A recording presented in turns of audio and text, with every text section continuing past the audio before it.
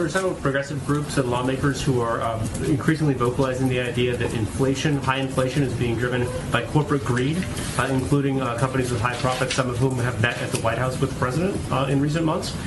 Does the president endorse that idea? Does he think that corporate greed is the big driver of inflation right now?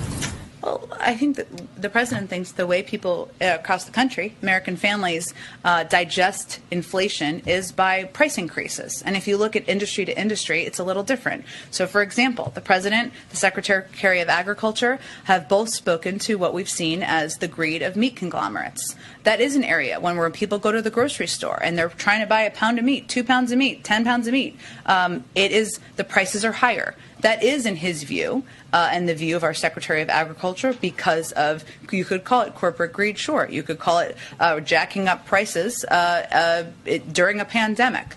There are other areas where we've seen increases because of supply chain issues, and we're seeing those increases around the world as it relates to gas prices, oil supply, and things along those lines. So I would say there's some areas where we have seen corporations profit from the pandemic, and certainly the president would agree with that component. I don't know the full context of all of their remarks.